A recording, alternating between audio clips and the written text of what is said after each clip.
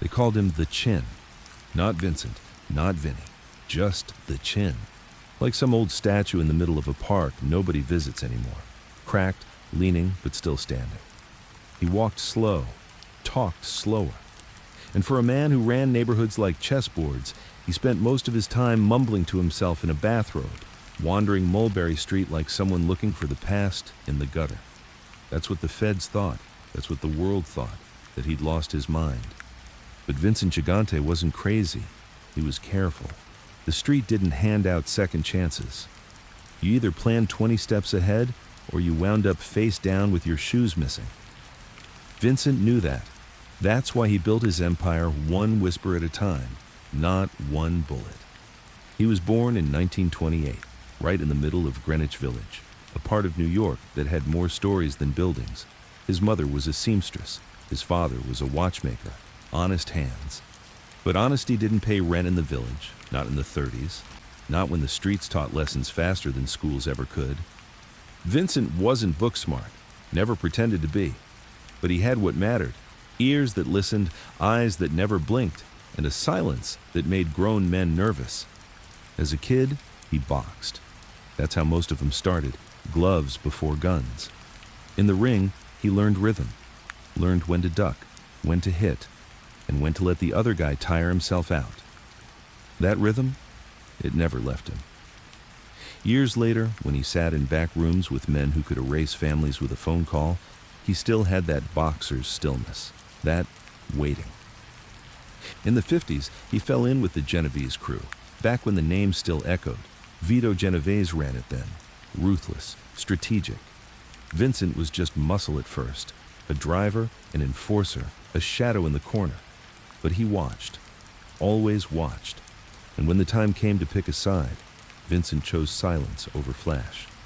He never shouted, never bragged, never dressed like a boss. He wore that damn bathrobe, mumbled like a priest after confession, and let everyone else burn themselves alive with ego. The first body he ever put in the ground was in '57. Story goes, he didn't blink, didn't flinch, just did it, and walked away like it was a Tuesday. The guy was a problem. Vincent was the solution. That's how it worked. He wasn't the kind of gangster that made headlines. He made ghosts. But here's where it gets strange. By the 1980s, Vincent was running the Genevese family. Not officially, of course. On paper, he was mentally unfit, paranoid, delusional. Claimed he thought God was talking to him through a broken radio. Spent years shuffling around his mother's apartment in slippers, pretending not to recognize his own name. Doctors signed off, lawyers backed it, judges shrugged. But the street knew. The street always knows. Behind that act, behind the bathrobe, the stuttering voice, the sudden prayers in traffic, was a man orchestrating one of the most powerful crime families in America. A man who figured out the greatest con of all, convincing the world he was harmless. He dodged indictments like rain, he ruled like a ghost, and he slept better than any man with that much blood on his hands had the right to. But every lie costs something. And even Vincent Gigante, the Oddfather, the Chin, the mad genius of Mulberry Street, had debts coming due. That's where this story begins. Not with power, not with glory, but with the long, slow unraveling of a man who fooled the system, and maybe fooled himself too. In the heart of Greenwich Village, inside a crooked 3-story building that leaned like it had secrets in its walls, Vincent Gigante sat at the kitchen table of his mother's apartment. The wallpaper hadn't changed since the 50s, faded yellow with small flowers peeling at the corners. The radiator hissed like it knew something it wouldn't say out loud. The small crucifix hung above the fridge, crooked like everything else. It was early. Too early for the racket outside, too early for business calls. But Vincent was already awake, had been since 4. He never slept well, never had. When you climbed to the top by keeping secrets and burying threats, dreams didn't come easy, and the ones that did come weren't gentle.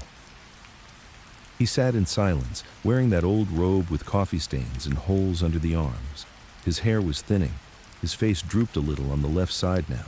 Age had taken its toll, but the eyes, they were sharp.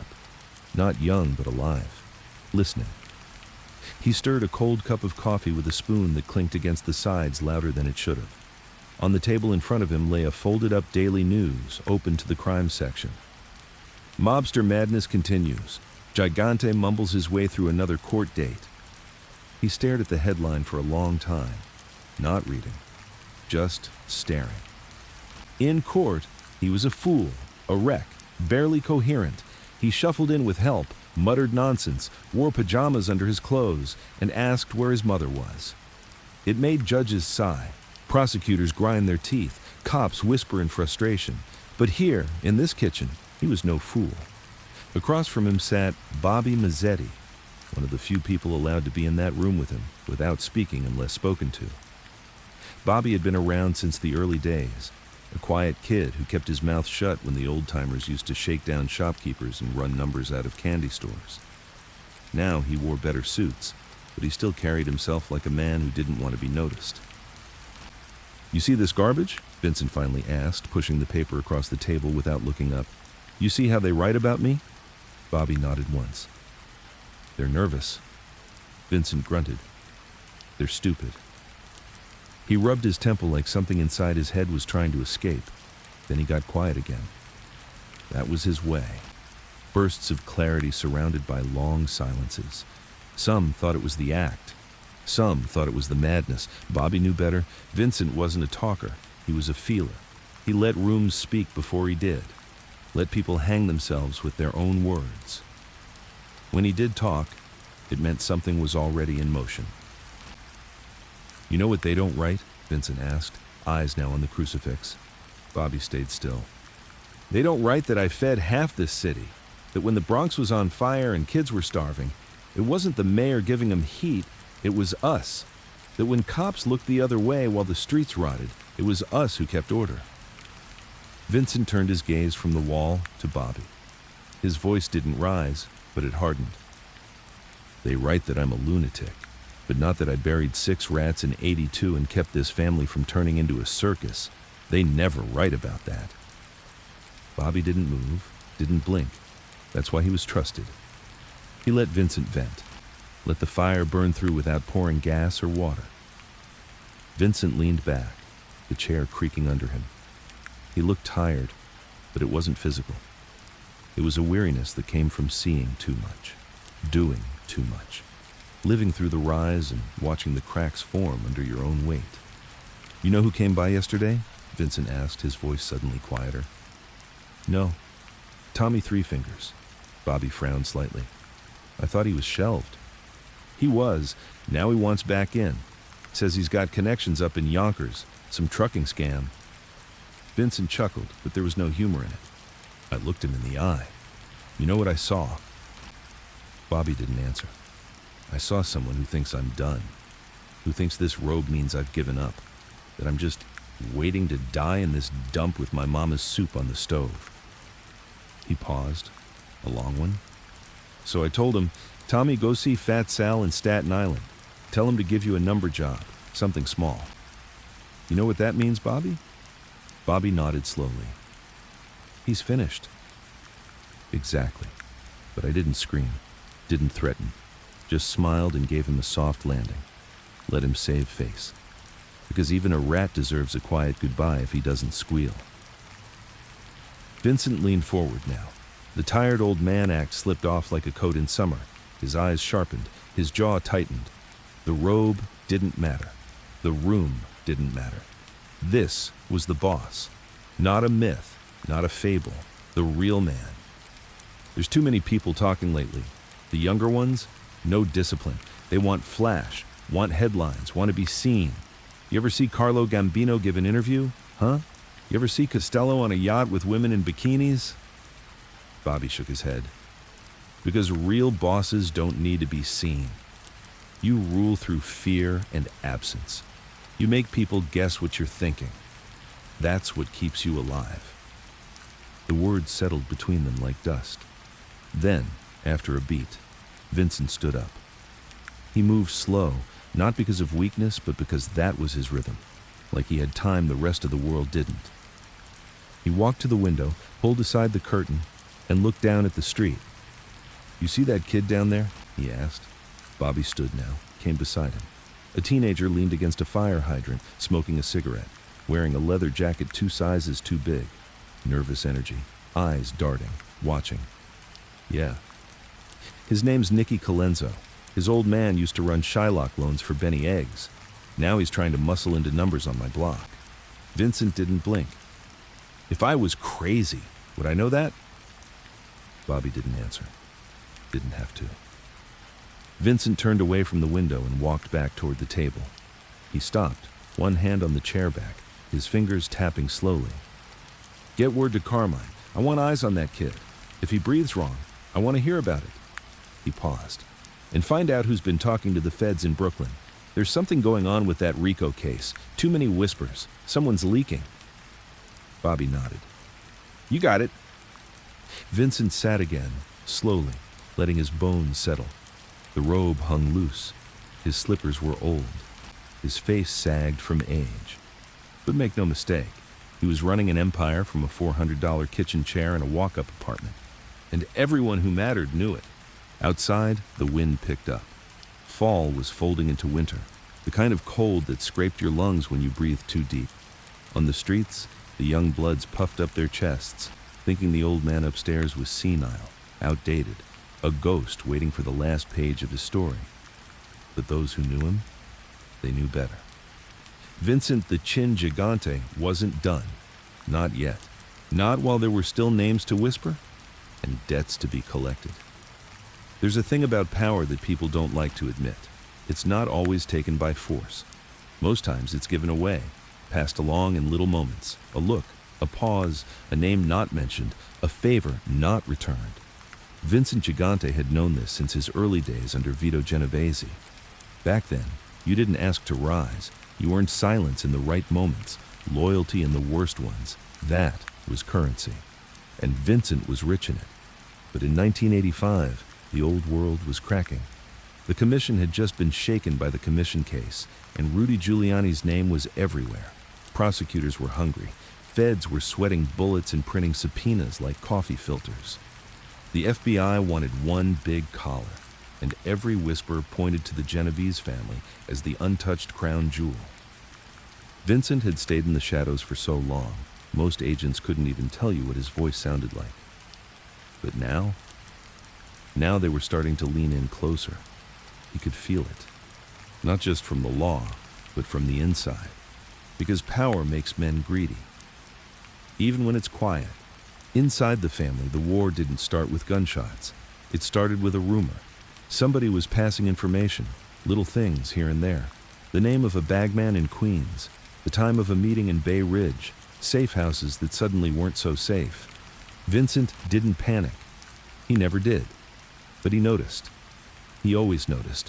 One night, after midnight, he called Tony the Hat Ricci to the apartment. Tony was old school muscle, a doorman to bad decisions. He'd done work in the 60s, work that involved rubber gloves, riverweights, and late-night ferry rides. Now, he was mostly retired. Watched the Knicks, drank espresso, kept quiet. That made him valuable. Tony stepped into the kitchen with his hat in hand. Even after all these years, even with Vincent in a robe and slippers, the respect was still there. You call, I come, Tony said, voice like gravel soaked in whiskey. Vincent motioned for him to sit. There's a hole, he said after a long silence. Not a big one, but enough for a leak. Tony raised an eyebrow. Feds? Maybe, maybe not. Doesn't matter who. What matters is how. Vincent lit a cigarette. One long drag. Let the smoke sit in his lungs. They're getting fed crumbs, just enough to make them feel clever. But too much of that, and they start putting the whole cake together. Tony nodded. You want me to find the mouth? No, Vincent said quietly. I want you to find the ear. Tony didn't ask what he meant. He understood. Because in their world, the mouth never moved first. It was the ear, the one pretending not to listen, the one holding the door, the one pouring the drinks, the one who heard and said nothing until he said everything. Vincent leaned in, elbows on the table, eyes darker than the coffee in front of him. Start with Carmine's people. He's got a new guy, Joey D from Flatbush. Something about him smells like ambition, and I don't trust ambition when it shows up with a smile. Tony stood, tipped his hat. "You'll hear soon." As the door closed behind him, Vincent looked back at the old crucifix. "Lord, forgive me," he muttered, "but I don't have time for saints right now." Across town, in a tiny diner off Atlantic Avenue, Joey D'Angelo sat in a booth, nervously picking at a plate of eggs he hadn't touched. His shirt was crisp. His jacket was too expensive for his age. He looked like a kid trying to wear his father's power. Across from him sat Agent Ron Caffrey, the kind of man who smiled too easily. His tie was crooked, his jacket wrinkled, but he had something Joey wanted: freedom. "You keep feeding me small-time crap, Joey," Caffrey said. "I can't protect you." Joey shifted. "It's not crap. I gave you locations. That knock on the Bronx stash house, that was me." Caffrey leaned forward, eyes suddenly colder. "That was nothing. You want out? You want a new life? I need something that can put the chin in a box." Joey's hands were sweating. He looked out the window like he expected someone to be watching. "I don't see him," Joey muttered. "No one does. He's a ghost." Caffrey chuckled. "Ghosts leave footprints, Joey. You just have to step in the right ones." Joey swallowed hard. He didn't want to give more. He was in too deep already, but he didn't have a choice. He'd skimmed money, slept with the wrong girl, pissed off the wrong cousin. If he didn't flip, he was dead. "All right," he whispered. "There's a meeting. Tomorrow. Park Slope. Vincent won't be there, but his messages will. You want to know how he speaks? You listen to that meeting." Caffrey smiled. "Now you're talking." Vincent already knew. By the time Joey left that diner, word had reached him. Because real bosses don't need bugs or cameras. They have eyes where no one thinks to look. In this case, the waitress at the diner, Rosa Alvarez. She wasn't a gangster. She wasn't even paid. But her sister dated a Gambino for a hot minute in '79, and ever since then, she had ears for Vincent. Just ears, no questions. She called Bobby before she even cleared the table. "Joey D," she whispered. "He's feeding some white guy in a busted suit. They called him Agent." That's all it took. By sundown, Joey was being rerouted. Not by threats, not by guns, but by kindness. Carmine himself showed up. "Hey, kid," he said with that crooked smile. "Vincent wants to see you. Personally." Joey's stomach turned to lead. "Why?" he asked too quickly. "Come on," Carmine chuckled. "The boss wants to thank you. You've been moving up." The car ride was quiet. Carmine drove slow, like a hearse in no rush. Joey sat in the passenger seat, trying not to sweat through his shirt. His thoughts were loud. Do they know? Maybe they don't. Maybe they do. Maybe I can lie. They arrived at the building around 2 a.m. The street was empty. The kind of empty that whispered, "Don't ask." Carmine led him up the stairs.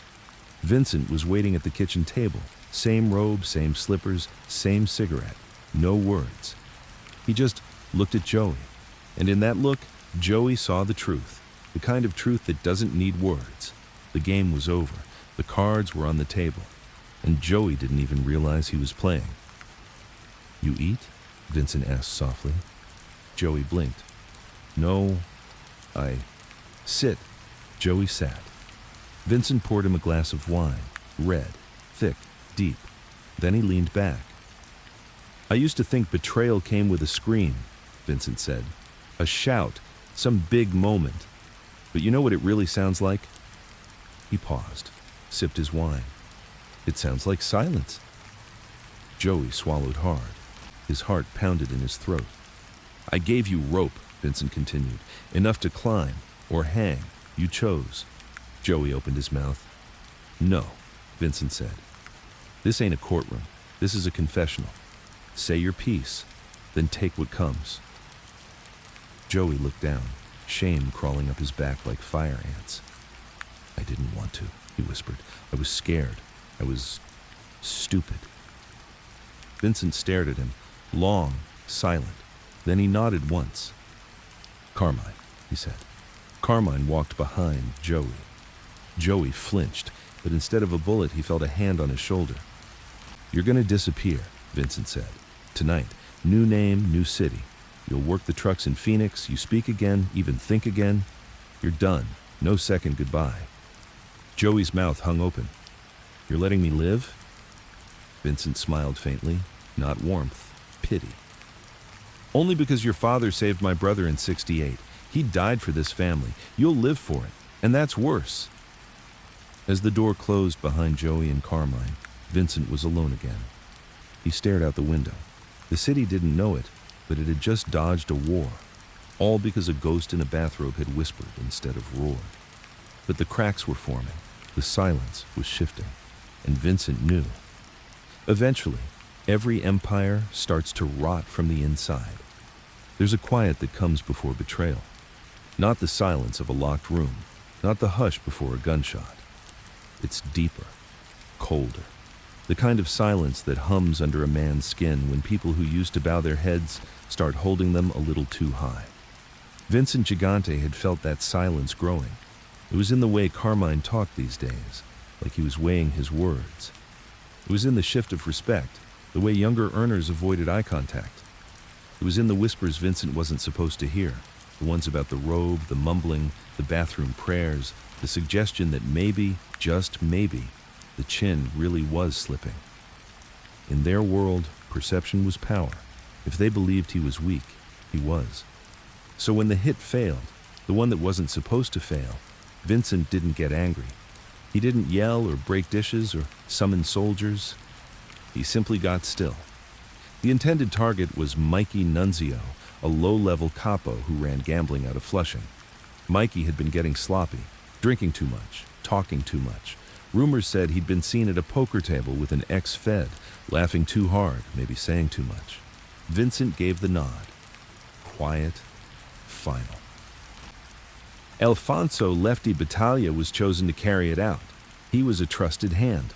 Quiet, calm, the kind of guy who treated murder like plumbing.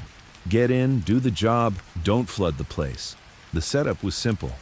Mikey went to the same deli every Thursday at noon, walked in, ordered the same pastrami on rye, flirted with the same cashier. Lefty would wait across the street. Mikey would never see it coming. But something went wrong. 2 witnesses heard the shot, but it was followed by screaming, not silence. Mikey stumbled out of the deli, bleeding from the shoulder, but very much alive. He made it 2 blocks before collapsing, but not before yelling out a name that reached the ears of the NYPD and eventually the FBI. That name? Lefty.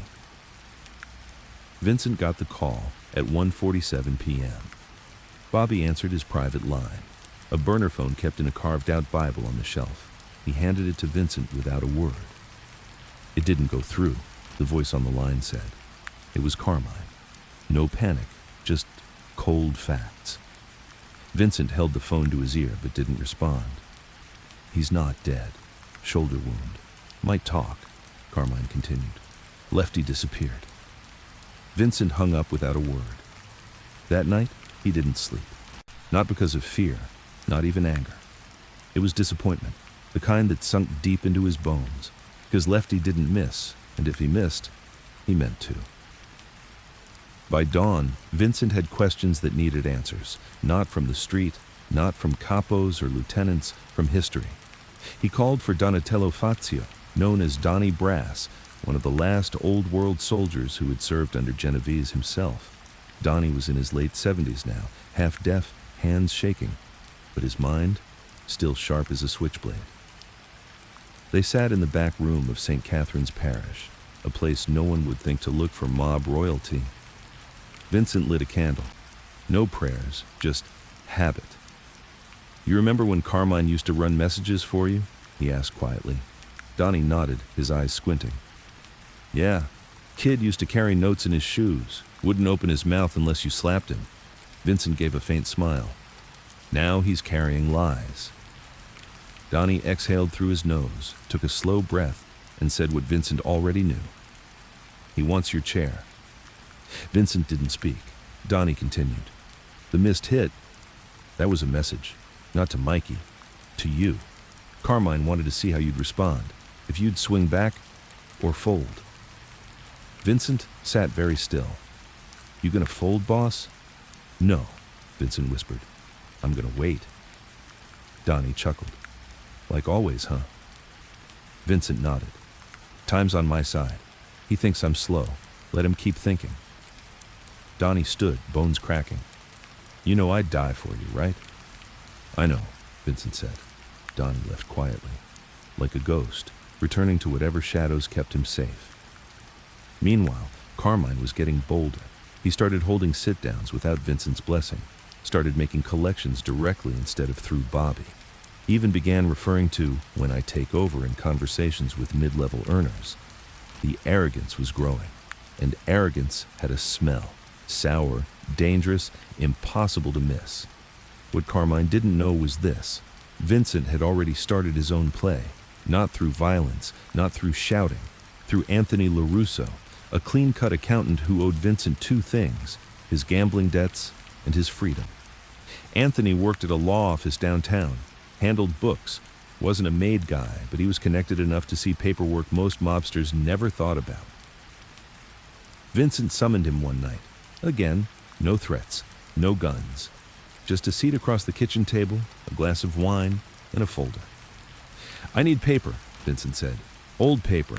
Property deeds, trust files, shell companies, anything with Carmine's name on it. Anthony swallowed. That's dangerous stuff. Vincent stared. No words. All right, Anthony said. Give me a week. Vincent smiled. Take two. What Anthony brought back was gold. Turns out Carmine had been laundering through dummy nonprofits in Jersey, using Vincent's old channels, but rerouting the money. Not just stealing, but erasing Vincent from his own empire, one transaction at a time. It wasn't just betrayal. It was erasure. Vincent sat with Bobby and laid out the papers like tarot cards. He's trying to bury me, Vincent said, but I'll let him dig his own hole. He gave Bobby instructions, soft, careful ones. Start telling people I'm retiring, quietly, no announcement, just let it slip. Won't that make you look weak? Vincent smiled. Exactly. A week later, Carmine made his move. He arranged a sit-down at a steakhouse in Queens, invited 10 of the top earners, no Vincent, no Bobby, just him, at the head of the table. He toasted the future, talked legacy, said the family needed new blood, fresh direction. The room nodded, smiles all around, toasts raised. But what Carmine didn't know was this. Rosa Alvarez, the same waitress from the diner, had a cousin who worked coat check at that steakhouse, and she called Bobby the moment Carmine sat down. Vincent listened to the report like a priest hearing confessions. He didn't flinch, didn't rage. He simply said, good. Because now he had everything. By the next week, subpoenas started flying, not at Vincent, but at Carmine. Someone had tipped the feds to the Jersey laundering operations. Accounts frozen, phones tapped, associates flipped. Carmine panicked, began calling in favors that didn't exist, sent men looking for who talked, and in the middle of that chaos, Vincent invited him to dinner.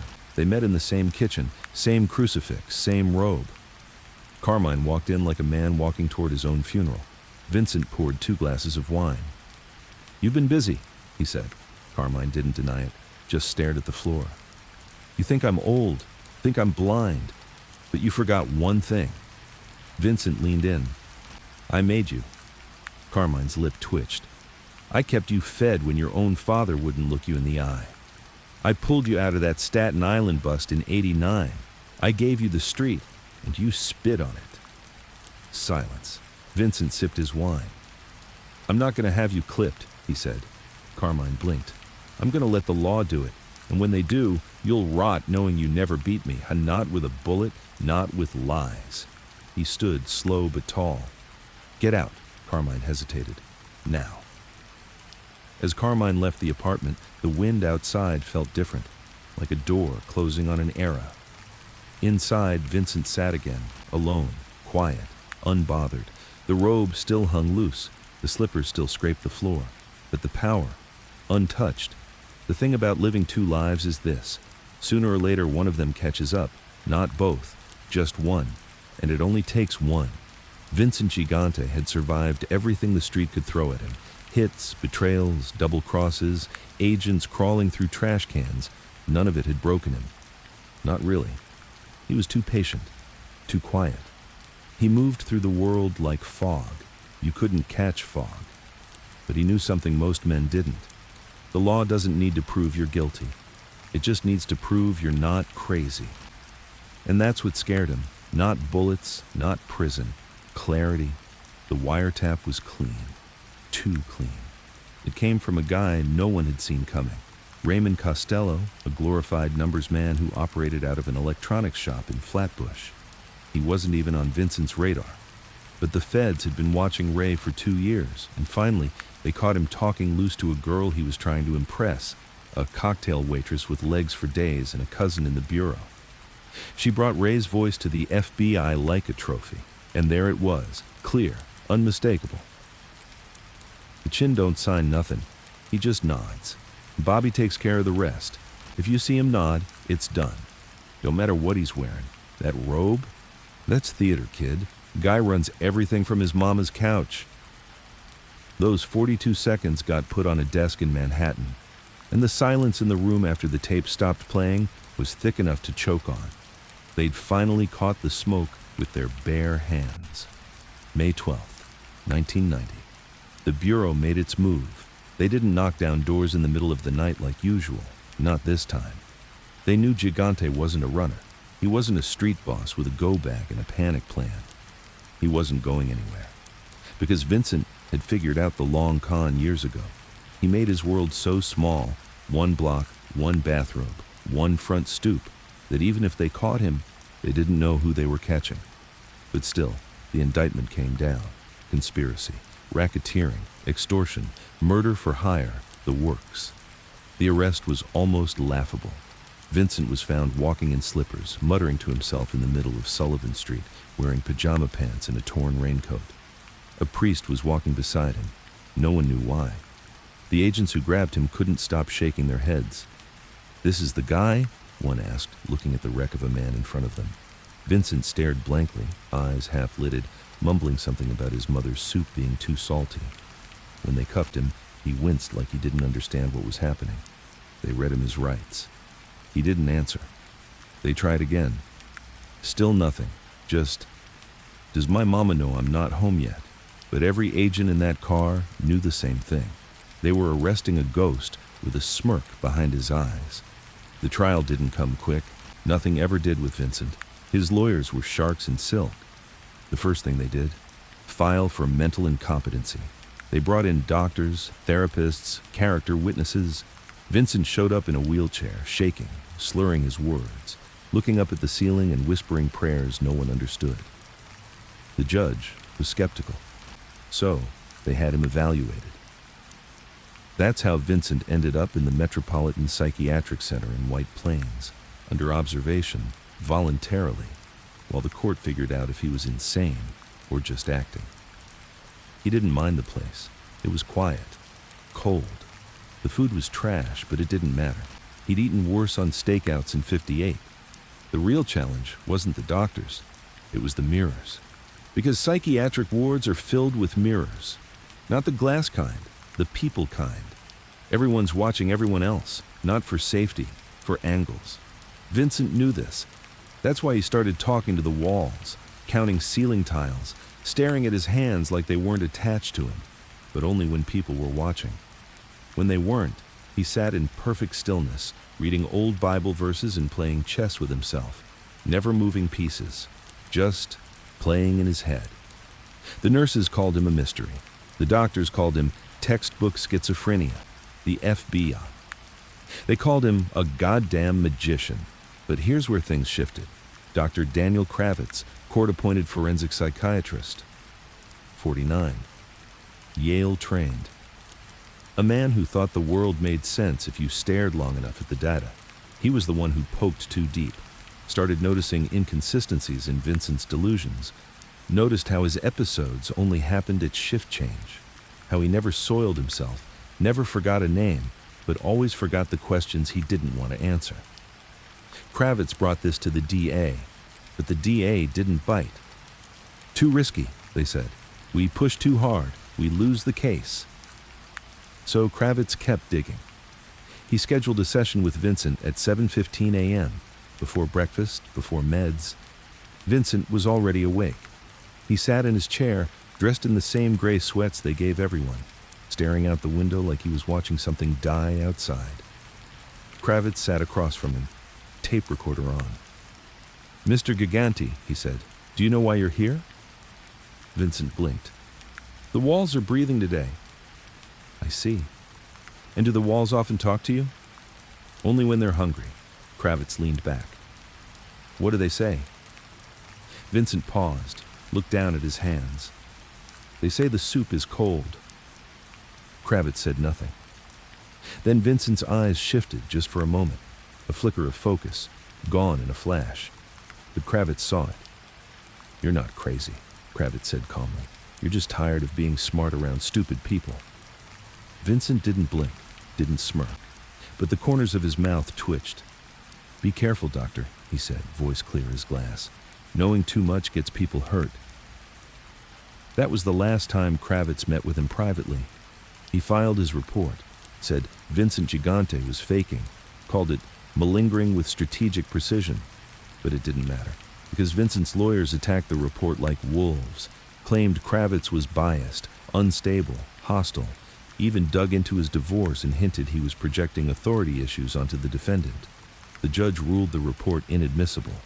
Vincent stayed in the ward. The case stalled. Again. Back in the ward, Vincent knew the clock was ticking. He wasn't immortal. The Robe Act couldn't last forever. The feds were patient now, watching, waiting, circling like crows. And inside his own crew, things were fraying. Bobby came to visit once a week, brought up dates. "Some of the captains want to start making moves," he said one morning, whispering through the thick plexiglass. "They think you're done." Vincent just nodded. "Let them think. You want me to push back?" "No," Vincent said. "You're not a hammer. You're the wind. Move quiet. Move soft. Move often." Bobby nodded. Vincent leaned forward. "And Bobby, when it's time, you'll know what to do." The thing about the Oddfather was, he never played for today.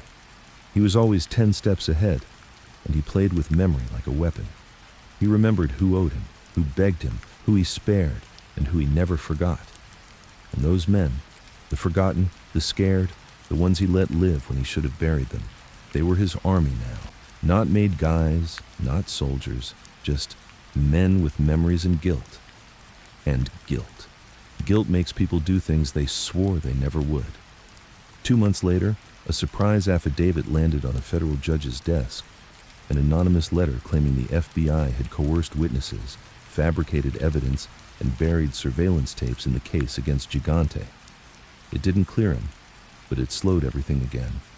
Another delay, another hearing, another doctor, another year. Inside the ward, Vincent sat by the window each morning.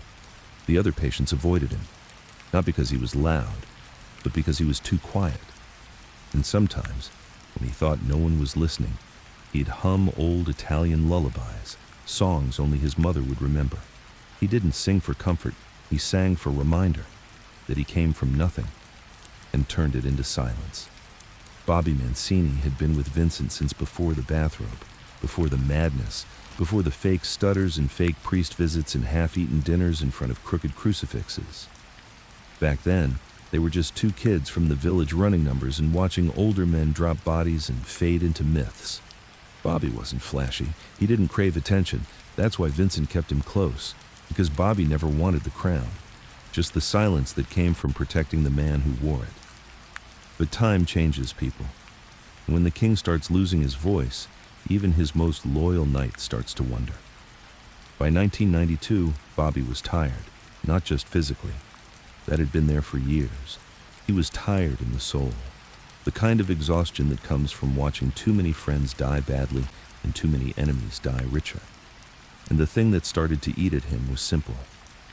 How long do I keep this up for a man who may already be gone? Vincent was still alive, sure, but he was gone in other ways, hidden behind locked hospital doors, whispering chess moves no one understood, playing an eternal game of pretending not to understand the world. And Bobby? He was the one left to carry the burden, weekly runs to the psych ward, money drops, messages between men who didn't trust each other anymore. The whole thing felt like walking on glass barefoot, every move measured, every word watched. And then the first real crack showed. It came through Angelo Serrano, a slick-talking union guy from the Bronx with a mouth too fast for his own good. He'd been doing side jobs for Bobby, nothing major, just small enforcement, intimidation, some political grease in the sanitation union. But Angelo had been pinched for tax fraud. And in desperation, he gave the feds a name. Not Vincent, not Carmine, Bobby. He told them Bobby had authorized cash payments to a city councilman through a fake cleaning company. A chargeable offense, traceable, and worst of all, unprotected. Because Vincent had never let Bobby's name touch paper, which meant this was Bobby's own mess. The FBI came quiet. No door kick, no headlines, just a knock on his condo door in Long Island one gray morning in November.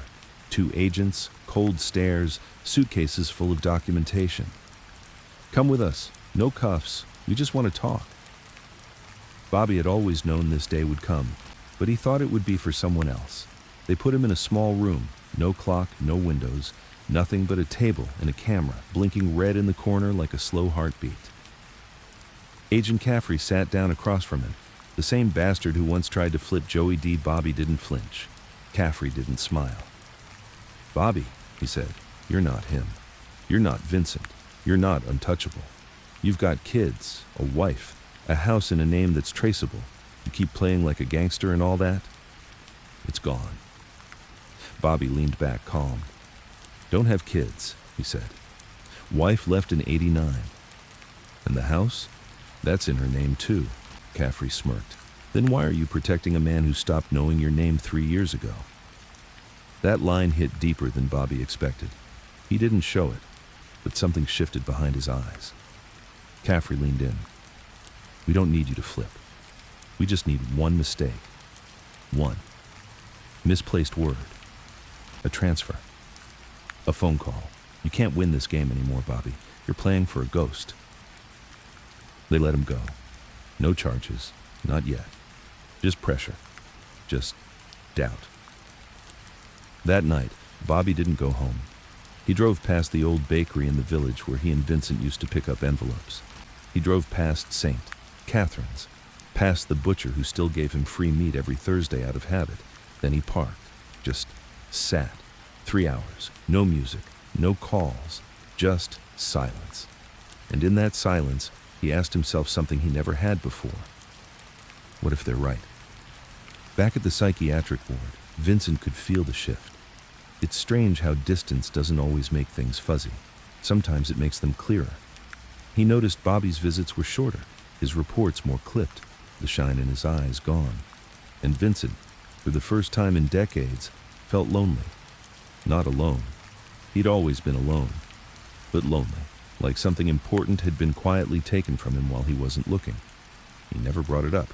He never asked. But one morning, while Bobby sat across from him, trying to explain a new movement in Brooklyn's waste contracts, Vincent interrupted. "You still believe in me, Bobby?" The question was soft. Too soft. Bobby didn't answer at first. He looked away, adjusted his coat, cleared his throat. Then he nodded. "Of course I do."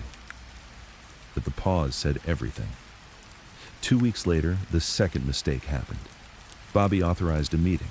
Small, nothing big. Just 2 street earners, one from Jersey, one from the Bronx. They met in a deli Vincent used to own in name only. But what Bobby didn't know was that the deli had been under federal surveillance for 6 months. Hidden microphone. Well placed, very sensitive. The conversation wasn't explosive, but it had Vincent's name in it, twice. One time as the chin, one time as the old man upstairs.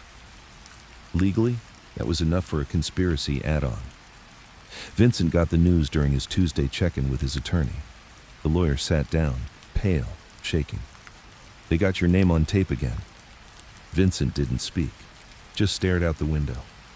"They're going to bring you back to court." Still nothing. Bobby authorized the meeting. That's when Vincent turned. "Say that again." He signed off. It wasn't him talking, but he set it up. "It traces back." Vincent nodded, took a long breath, and for the first time in years, He felt old. That night, Vincent wrote a letter, not typed, not dictated, written by hand, slow and shaking. It was one line. When the sword dulls, the hand must be steadier. He sealed it, marked it, gave it to a nurse to pass to an old friend down the block. That friend, Donatello Fazio, Donnie Brass. Donnie still had one favor left in him. What happened next never made the papers. There were no arrests, no charges, just a quiet transition. Bobby stepped down from all active communications, cited health, stress, age, family. His name stopped being whispered. His presence vanished. He retired, officially. But the word on the street? He was shelved, not buried, just quietly removed, like a photo turned face down. And the family? They didn't ask questions, because even in silence, the chin still moved the pieces. Vincent sat by the window that week longer than usual. Didn't speak, didn't hum. He just sat. And when a nurse offered to bring him water, he finally looked up and said, "He was the last one I trusted." The funny thing about pretending to be insane for decades, eventually you start forgetting what it felt like to be sane. That's the thing Vincent never calculated. He planned for betrayal. He planned for wiretaps, rats, courtrooms, indictments, the whole circus. But what he didn't plan for, maybe couldn't plan for, was how convincing the lie would become. And not to the FBI, not to the world, to himself. The days were longer now.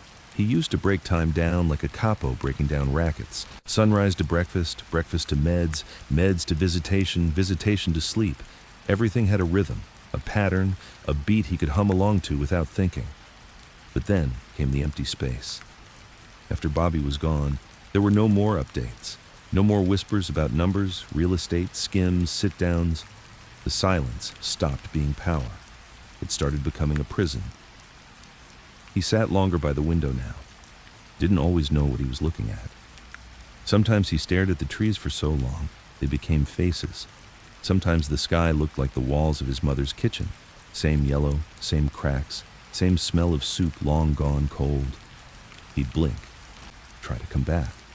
But something was slipping, slow, like syrup over marble, steady, unstoppable. It started small. One morning, he reached for his shoes and realized he didn't know why. He hadn't left the ward in over a year. What did he need shoes for? Another morning he called for his brother, Mario. But Mario had been dead since 1995. A stroke, fast, clean, gone. When the nurse reminded him of that, Vincent just stared. "No," he said softly. "He was just here." The nurse gave a sad smile, the kind professionals are trained to give. Vincent didn't argue. He just nodded. And when she left, he whispered to himself, "Maybe I'm forgetting on purpose." For decades, forgetting was a trick. Now it felt like a disease. Some nights they left him in the rec room. Soft lights, vinyl chairs, card tables no one used anymore. The TVs played game shows with the volume off. One night, Vincent walked to the far wall where the old payphone used to be, now just an empty mount. He picked up nothing, held nothing to his ear, and whispered, "Call Bobby. Tell him the walls are closing." There was no one there. But in his mind, maybe Bobby answered. Maybe the old code still worked. Maybe the family was still out there, waiting for his signal. Or maybe none of it ever existed at all. The staff wrote it in the log. Patient displayed mild dissociative behavior, memory lapse, hallucination, possibly increasing dementia. But that wasn't dementia, not yet. That was a man who no longer trusted the edges of his own mind. The worst came on a Tuesday. It always happened on Tuesdays. Vincent's old lawyer, Sal Romano, still visited like clockwork. Sal was sharp, a snake in a tie. He never lost a case he didn't plan to lose. That morning, he came with news. "Carmine's being released early." Vincent blinked. "Released?" he asked. The word tasted foreign. "Time served. Plea bargain. He's got cancer. Stage 3. Doctors say he's got maybe a year." Vincent didn't say anything. His eyes drifted. Sal leaned forward. He's already talking to Frankie Taglia about reorganizing what's left of the crew. You hear me? Your crew. Vincent rubbed his temples. Frankie? He said, confused. He's just a driver. He was, Sal said. Now he's making decisions.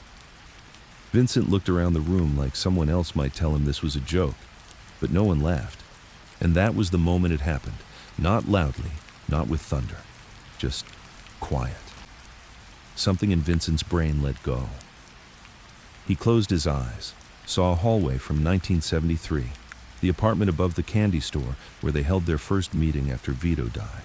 All five of them, Bobby, Carmine, Frankie, even Mikey Nunzio, all young, all loud, all terrified of what came next.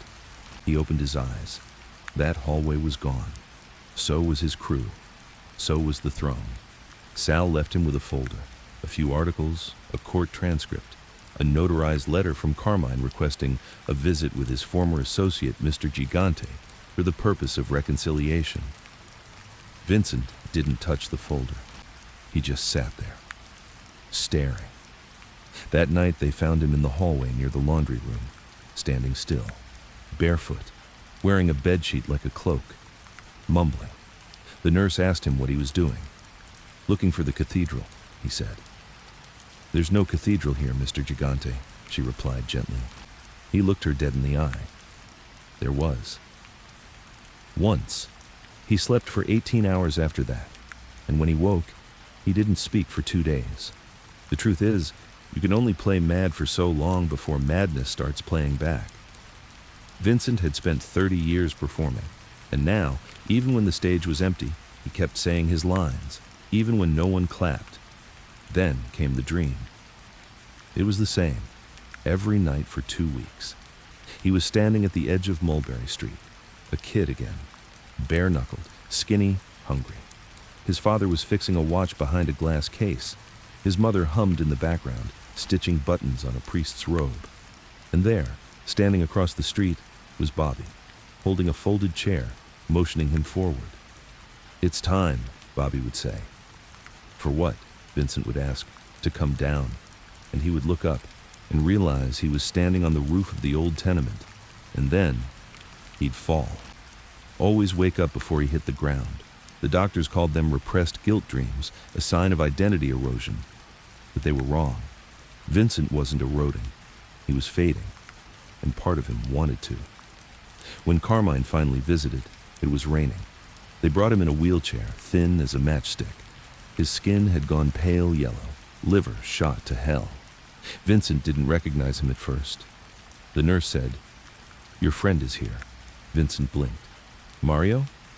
"No," she said. "Carmine." Vincent tilted his head, studied the man, saw the bones of a life once loyal, now hollow. Carmine wheeled forward. "I had to see you," he said. Vincent just nodded. A long silence. "I made mistakes," Carmine muttered. "I got greedy. I thought you were gone." "You were right," Vincent said. Silence again. "But you weren't crazy," Carmine whispered. Vincent looked at him. "I was," he replied softly. "But not at the start." Carmine started crying, quietly, shamefully. Vincent just looked at him and said the cruelest thing a man can say. "I forgive you." Because in their world, forgiveness was worse than vengeance. Forgiveness meant you were too small to matter. When Carmine died 2 months later, Vincent didn't react, didn't ask, didn't speak. The priest gave him the news. Vincent looked up and said, "God got tired of waiting." The robe, the mumbling, the fog in his eyes. It wasn't an act anymore. It wasn't strategy. It was all that was left. He had become what he pretended to be, not because he wanted to, but because there was no one left to remind him who he was. Her name was Natalie, not Natalie Gigante. She hadn't used that name in over 20 years. On paper, she was Natalie Russo, a high school music teacher in New Jersey, divorced, no kids. Quiet life, tenants upstairs, cat named Benny, church on Sundays. She hadn't seen her father in almost a decade. The last time they'd been in the same room, she was 37, and he'd been sitting at the kitchen table in that same robe, whispering into an unplugged telephone about the war in the walls. She remembered standing there, watching her mother ladle soup into a bowl like it was a normal Tuesday. Natalie had said, "Mom, he's not well. He needs help." Her mother had just smiled, tired, worn out. "He's just different now." But Natalie had known the truth, even then, that he wasn't sick, he was hiding. She walked away that night and didn't come back. Because you can only carry a ghost on your shoulders for so long before it breaks your spine. Now, years later, after every paper had called him the Oddfather, and the FBI had played their final hand, and the streets no longer whispered his name with fear, she returned. She didn't want closure. She wanted to see if there was anything left of the man who once held her hand walking to school, the man who taught her how to tie a necktie on her stuffed bear, the man who once cried in the bathroom for hours after her first fever, thinking she'd die like all the others. She had written him letters, most of them unanswered, until one arrived last week, handwritten, shaky, sealed in a plain envelope with no return address. It read, "Dear Natalie, I don't remember what year it is, but I remember your singing. If you want to come, the door will be open. If you don't, I'll understand. Dad." That was all. No lies, no apology, no excuses, just a door. When Natalie stepped into the facility, the guard looked surprised. "You a lawyer?" he asked. "Number, I'm his daughter." He paused, then said, "You the first."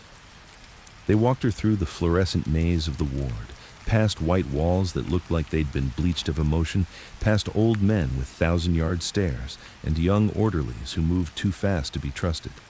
They stopped in front of a room marked number 212. The guard knocked softly. "Visitor?" he said. No reply. He pushed the door open.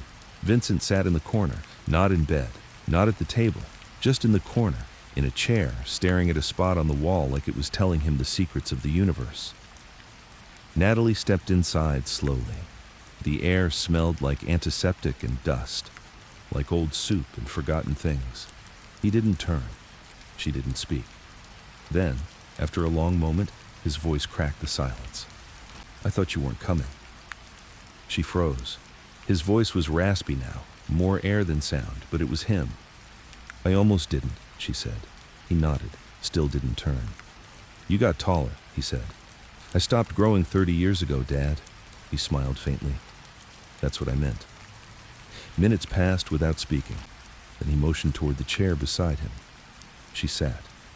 They looked ahead, gnawed at each other. The wall was safer. After a long pause, she said, "You know what you did." He nodded. "Yeah. I spent my entire 20s pretending my last name didn't mean anything." "I know. I lied to friends, lied to lovers. You know what it's like to look someone in the eye and pretend your dad isn't a criminal? A murderer?" He closed his eyes. She looked at him then, really looked. He was smaller now, softer, skin like paper, hands shaking slightly. But his eyes, they still had that same unreadable depth, like standing on the edge of a frozen lake, not sure how thick the ice really was. "I hated you," she whispered. "I figured. I hated the robe, the act, the phone calls, the looks we got in public, the whispers, the shame. I hated being your daughter." Vincent nodded, then said softly, "You were never mine." She blinked. He continued, "Not after I chose the life. I gave you up without realizing it." He finally turned and looked at her. "I didn't know how to be two men at once." Silence again. Her throat tightened. She hadn't expected honesty. She expected excuses, rationalizations, the usual mobster nonsense about family first and doing what had to be done. Instead, she got a man who looked more like a regret than a gangster. "I wanted to be normal," she said. "I wanted to keep you safe," he said. "You didn't." "I know." She looked down at his hands. They used to be strong. Now they looked like cracked leather gloves. She remembered those hands holding her ankles steady on a bicycle, and those same hands breaking another man's ribs on the sidewalk outside their apartment. Both memories, side by side. Unfair. He pulled something from his lap. A photo, faded, bent, torn at the corner. Her, maybe 7 years old, at the piano, singing, his hand on her shoulder. He handed it to her. "Kept it," he said. She didn't take it right away, just looked at it. Then she asked the question that burned deepest. "Why didn't you stop?" Vincent blinked slowly. "I tried," he said. "Too late. The robe, that was my version of stopping. I thought if I played dead long enough, the war would pass me by. But it didn't." He shook his head. "Number, it just waited. Then it buried everyone I loved." Her eyes stung. She hadn't cried in years, not for him. He turned back to the wall. "There was a moment," he whispered. "Just one, where I almost walked away." "When?" "Right before you were born. Your mother begged me. She said, 'One day our daughter's going to read your name in a paper, and she'll stop believing in good men.'" He swallowed. She was right. Natalie looked away. "I still sang," she said, almost defiantly. "You didn't take that from me." "I know. I won awards, went to college, got married, left him, lived alone. I made a life. You made more than I ever did." Number, I just didn't set fire to mine." The air got heavier. Then she said it, the one thing she never planned to say. "I forgive you." He looked at her, shocked. "I'm not asking. I'm not giving it for you," she said. "I'm giving it for me. Because I won't carry your weight anymore. I'm done." Vincent nodded. No protest. "You were the worst thing that ever happened to me," she whispered. He nodded again. "But you were also the first man who loved me." She stood. "I just needed to hear you say it." He looked up at her, his voice barely held together. "I loved you, more than anything. I just didn't know how to love you right." She walked toward the door, paused, then turned. "I'm not coming back." "I know. Goodbye, Dad." He smiled.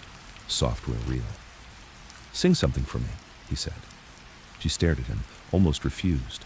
Then, just as she opened the door, she turned and sang. One line. From the lullaby he used to hum when she was 5. "Mama said, 'Don't cry, close your eyes, the moon will watch instead.'" His eyes closed. Tears slipped down. The door clicked shut behind her. That night, Vincent didn't sleep. He didn't mumble, didn't pace, didn't stare at walls or hold fake phone calls. He sat in silence, holding that photo, repeating the line she sang under his breath until the sun came up. The priest didn't say much, not because he didn't know the man lying in the coffin, Salvatore Slick Sal Maglione, but because there was only so much you could say about someone who spent half his life being feared and the other half being forgotten. Sal had once been a name, feared in Brooklyn, respected in Queens, known for wearing silk suits to war and never once missing Sunday Mass. But by the time he died, there were no crews left loyal to him, no candles lit in his name, just a few old men in dark coats, and one seat left empty in the back row of the church. That seat? It was meant for Vincent Gigante, and he knew it. The news came not by newspaper or television. It came through an orderly named Luis, a Dominican kid from the Bronx who worked nights at the psych ward. He handed Vincent a folded scrap of paper. Salvatore Maglione, deceased, burial on Thursday, St. Lucia's, noon. No sender, no stamp, just information. Vincent read it 3 times, tracing the letters with his thumb. He hadn't seen Sal in 17 years. They hadn't spoken in 20. And the last time they were in the same room, Vincent had quietly ordered a contract on a man Sal had been protecting. A cousin or a childhood friend. Vincent didn't remember anymore. But Sal had never forgiven it. They didn't talk. They didn't meet. They just existed on opposite ends of a long, broken silence. Still, there was something about the death of a man who once sat at your table that pulls you back in. Vincent didn't ask for permission. He simply stood that morning, dressed in the gray sweats they gave him, and asked the nurse for his coat. "I'm going to say goodbye." They called security. Doctors intervened. Panic flashed in their eyes like he'd suddenly turned into the man they read about in FBI files. The chin, the ghost, the Don who faked his mind. But Vincent didn't raise his voice. "I'm not escaping," he said. "I'm attending. That's all." Surprisingly, the facility relented. They assigned 2 guards, a marked van, no shackles, just eyes on him at all times. He didn't care. He hadn't set foot outside the ward in nearly 3 years. The sunlight hit him like an old song. His knees buckled for a second, but he caught himself. The streets weren't the same. The city had gotten younger and colder. The church was almost empty. A few men nodded when he entered, not smiles, just nods. That quiet mob gesture that meant, I see you, I remember. He walked with a cane, slowly, eyes scanning faces. He recognized Nino Battaglia, Frankie Marino, Lenny from the Bronx, and Pietro No-Neck Gianni, who looked like death warmed over. No one said anything. They just stepped aside, letting Vincent take that empty seat in the back row. And for the first time in years, he belonged again, even if only for an hour. The funeral was short. The priest, young, Irish, unaware of who he was standing over, said what priests always said. He was a man of faith. He served his family. He is now with God. Lies, half-truths, nice words to bury a man no one really knew anymore. Vincent stared at the coffin, not with sadness, not even with reflection, just memory. He remembered Sal laughing in '78, drunk off expensive wine in Little Italy after a sit-down. He remembered the night Sal broke a man's nose with a glass ashtray for shorting a protection payment. He remembered the look in Sal's eyes the day Vincent took the Genevese throne, a flash of pride and fear. Because power always creates distance, even between friends. After the final prayer, Vincent stood and slowly made his way to the front. No one stopped him. He stood over the coffin, gripping the edge with shaking hands. Then, barely above a whisper, he said, I never said thank you. His voice was raspy, dry. You saved me once, before the suits, before the robe, when I was just a scared kid with too much to prove. You told me, don't talk unless you've bled for the room you're in. He smiled faintly. I bled, Sal. I bled more than I should have. A pause. I hope wherever you are, you finally found some quiet. Then, without another word, he turned and walked away. Outside, under a crooked oak tree in the church courtyard, a priest waited. Father Matteo, mid-60s, gray beard, Italian eyes. He approached Vincent gently, like someone greeting an old dog that might still bite. You remember me? He asked. Vincent looked closer. Matteo was the son of Giovanni Russo, a butcher who used to feed the old crews for free during the winters. Vincent gave a slow nod. You're Johnny Russo's boy. Yes? Vincent motioned to the collar. Didn't think you'd go the church route. Matteo smiled. I saw what the street did to the ones who didn't. Vincent chuckled, a dry, wheezing sound. They stood together under the tree. You think Sal's in heaven? Vincent asked. Matteo considered the question carefully. I think he's wherever he finally forgave himself. Vincent nodded slowly. Then he ain't there yet. Another long pause. Then Matteo said something Vincent didn't expect. I hear you talk to God sometimes. Vincent raised an eyebrow. Is that what they say in your little church reports? No, Matteo said. That's what I heard from a nurse. She said you mumble prayers when you think no one's listening. Vincent looked away. I don't know who I'm talking to anymore. Matteo nodded. That's still prayer. Vincent didn't reply. Then the priest put a hand on his shoulder. You want to confess? Vincent gave a faint smile. You got enough time. I got all day. They sat on a bench near the garden wall, and Vincent, without grand words or rehearsed speeches, began to tell the truth. Not all of it. Not the bloody parts. Not the cold parts. Just the parts that hurt. He talked about Mario, his brother, and how he watched him die from the inside out. He talked about Natalie, and how her voice still came to him in dreams, even though he couldn't remember the shape of her face some days. He talked about the robe, the first time he wore it, the first time he mumbled in public, the first time a judge called him unfit. He said, it was supposed to be a trick, but it became a shield. And then, it became the only way I knew how to live. Matteo listened, never interrupted. Vincent said, I've buried a lot of men, Father. Some I had to, some I didn't. The worst ones. They weren't the ones I killed. They were the ones I kept alive when they begged me not to. His hands trembled now. Matteo whispered, "Do you believe in mercy?" Vincent shook his head. "I believe in debt." The priest looked him in the eye. "Then let me pay one for you." He held Vincent's hand, prayed. Words Vincent hadn't heard since childhood. Words that made no promises, offered no escape, just a clean place to leave your burden for a while. Vincent wept, just once. A single, slow tear. Then he stood. "I'll go now." They put him back in the van. The city rolled by. The streets that once whispered his name now ignored him. And in that silence, for the first time in years, he felt something almost like peace. Not forgiveness, not redemption. Just peace. The kind a man finds when he realizes there's no one left to hide from, not even himself. The letter came on a Thursday.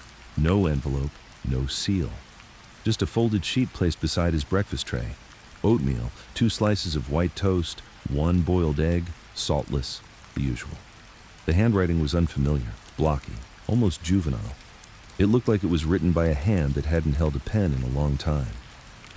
Vincent ignored the food. He unfolded the paper and read the words slowly. His vision wasn't what it used to be, and the overhead lights in the ward buzzed just enough to blur the ink. It read, "I heard you were still breathing. If you got anything left to say it to me. I'll listen. Frankie T." Vincent blinked once, then again. Then he folded the note neatly and tucked it into the sleeve of his shirt like it was something holy. Because Frankie Taglia was the last name in his mental book of debts, not the loudest, not the most dangerous, just the one that had never been crossed out, the one left open, hanging like a half-finished sentence at the end of a very long story. Frankie T had been Bobby's man once, a driver, quiet, sharp, the kind of guy who didn't speak unless he had something useful to say. He rose fast, too fast, which always meant 2 things. He had someone pushing him, and he had someone waiting to push him off. Vincent had always kept Frankie at arm's length, not out of fear, but out of discomfort. There was something about the kid, too clean, too calculated. He wore ambition like cologne, strong enough that you noticed before he walked in the room. After Bobby got shelved, Frankie didn't disappear like the others. He didn't bolt. He sat still, waited, and then, like moss on stone, he took over. Not officially, never with titles. But he started to run the scraps of what was left. Loan sharks in Queens, junkers in Yonkers, escort lines in Brooklyn, all under new faces, new names. But if you followed the thread long enough, it led to Frankie. And now, after years of silence, he reached out. Vincent requested a meeting. The ward didn't like it. Too risky, too public, too many rules. But legally, they couldn't deny him visitors unless the person was a convicted felon. And Frankie Taglia, as slippery as he was, had never been convicted of anything. So they scheduled the visit for Monday. 30 minutes, supervised, behind glass. The nurse wheeled Vincent down the hall at 9:50 a.m. Frankie was already there, seated on the other side of the glass like he owned the room. Black coat, trim beard, no jewelry, no flash. He didn't look like a gangster. He looked like a consultant. That's what made him dangerous. Vincent sat down slowly, the oxygen tube gently tugging against his nostrils. He didn't smile. Frankie leaned forward, picked up the phone. Vincent didn't move. Frankie raised an eyebrow, then pressed the phone closer to his ear. Vincent finally picked his up. "Long time," Frankie said. Vincent nodded. "I almost forgot what you looked like," Frankie added. Vincent replied softly, "You were hoping I'd die before you had to look." Frankie smirked. "I wasn't sure if you were still in there. I'm still here. So I see." Silence. Then Vincent asked, "Why now?" Frankie leaned back, exhaled. "Because I'm tired of walking on a grave that hasn't been dug." Vincent squinted. "Mine?" "No," Frankie said. "Bobby's?" That made Vincent pause. "You were his shadow," Vincent said. "I never forgot that." "Neither did I," Frankie said. He stared at Vincent a moment, then added, "You think I set him up?" Vincent didn't answer. "You think I watched him fall just so I could climb over the wreckage?" Still nothing. Frankie leaned forward again. I didn't, but I didn't stop it either. That, Vincent respected. The truth, unwrapped, ugly, honest. He nodded slowly. You ran with the pieces, Vincent said. What was I supposed to do, burn with him? No, Vincent said. You did what we always do. Frankie's eyes darkened. Then what's this about, he asked. I want to ask you something, Vincent said. Not as a boss, not as a relic, just as a man. Frankie waited. If I die tomorrow, who remembers me? Frankie blinked, caught off guard. Vincent pressed. Who? The street? The papers? My daughter? You? The people who feared me? The ones who owed me? Who tells the story when I'm gone? Frankie's voice was flat. No one. Vincent nodded. That's what I thought. But maybe that's the point, Frankie added. Vincent tilted his head. Frankie continued. Guys like us. We weren't meant to be remembered. We weren't built to last. We were the glue between real men and real power. We ran things people didn't want to admit needed running. Vincent smiled. You're smarter than you let on. I learned from ghosts. Long pause. Then Vincent said, I want you to do something for me. Frankie straightened. You're not in a position to ask for favors. It's not a favor. Then what is it? A final instruction. Frankie smirked. You still think you're running things? No, Vincent said. But you still think I might be. Frankie didn't argue. What's the instruction? Vincent pulled a folded piece of paper from his pocket. It had only one name. Luigi Louis Gloves Manzetti. Frankie took the note. What's this? He made a move in '91, tried to flip a witness. I let it slide. Bobby said it wasn't worth the blood, but I never forgot. Frankie looked up. You want him gone?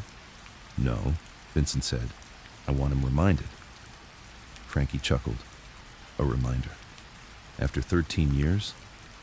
Vincent's eyes sharpened. 13 years is nothing. The street never forgets, and neither should you. Frankie nodded, folded the note. They sat in silence again. Vincent reached for the phone one last time. You're not me, he said quietly. You don't have to be. But don't think the street loves you. It doesn't love anyone.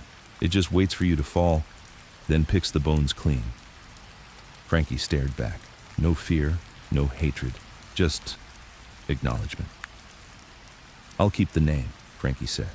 Vincent nodded once, then said, Don't visit again. Frankie stood. I wasn't planning to.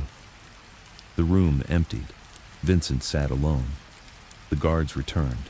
The nurse wheeled him back, but something had shifted. He wasn't pretending anymore. He wasn't playing chess in the dark. He was just an old man with one less name in his head. That night, he didn't sleep. He just sat by the window, staring out into the black sky. And for the first time in his life, he didn't think about control, or power, or money, or men. He thought about Natalie, and wondered if maybe somehow she was still singing. The nurse didn't understand the request at first. A what? She asked, eyes squinting in the soft morning light. A tape recorder, Vincent said calmly, almost whispering. Old kind. Cassette, not digital. She blinked, clearly unsure if this was part of one of his episodes. You gonna record yourself talking to Jesus? She asked, half joking. He gave her a faint smile. Number I've got nothing left to say to him. She hesitated, unsure if she should humor him. Vincent added, Just bring it. Don't ask why. And maybe it was the way he said it. Still calm, still soft, but with a weight behind it that didn't sound like madness. It sounded like a man clearing space for something heavy. 2 days later, it arrived. A cheap plastic Sony handheld, cassette already loaded, blank, batteries full. She left it on the edge of his tray and said nothing. Vincent nodded, took it in his frail, shaking hands, and waited until nightfall.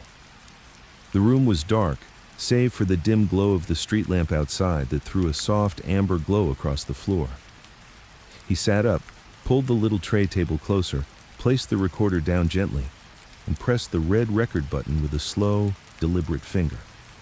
He stared at the blinking red light for a long moment. Then, Finally, he began to speak. My name is Vincent Gigante. If you're hearing this, I'm already gone.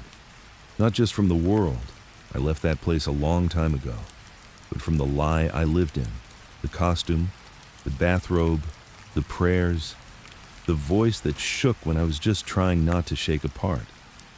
I'm not doing this for the FBI or the papers. I'm not doing this for Natalie. She's too good for this story. I'm doing it for myself. Because in the end, a man's got to leave something behind that ain't blood. So this is mine. He coughed, long and deep, the sound of lungs worn thin, but he didn't stop the recording. I was never the smartest guy in the room. That was always Bobby. Never the scariest. That was Carmine. Never the most charming. Sal had that smile that made cops forget who they were talking to. But me? I was the most careful. I watched. I waited.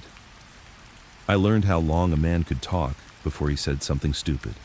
And I figured out something early. Power don't come from being loud. It comes from making others afraid to speak around you. He paused again. The recorder whirred softly. Still listening. The robe? I wore that for the first time after a call from the feds. They were building a case, had wiretaps, had whispers. I knew it was coming, and I remember standing in the bathroom, staring at the mirror and thinking, if I play this right, I'll never see the inside of a courtroom again. That was the first lie I told with my whole body. The walk, the mumbling, the church visits, the act. People believed it. Hell, even I started believing parts of it. He cleared his throat again. But here's what I never told anyone. Every time I pretended not to understand, every time I faked a prayer in public, every time I drooled into a napkin in front of a judge, I went home and threw up. Because I hated what I'd become. But I hated prison more. So I played the fool. And in this world, a fool lives longer than a king. There was a long pause on the tape, a creak from the bed as he shifted, the sound of him sipping water. Natalie. If by some reason you're the one who ends up with this tape, I want you to know two things. First, I'm sorry. Not for being a gangster, not for the things I did in the street, but for not knowing how to be two men at once, for choosing the wrong one, for letting you grow up with shadows instead of stories. And second, you were the only good thing I didn't ruin. His breath catches. The tape hissed in the background, picking up even the faintest crackle of emotion. There were nights I watched you sleep, wondering how something so light came from a man so dark. I wanted to change, but the street don't let you change, not without payment.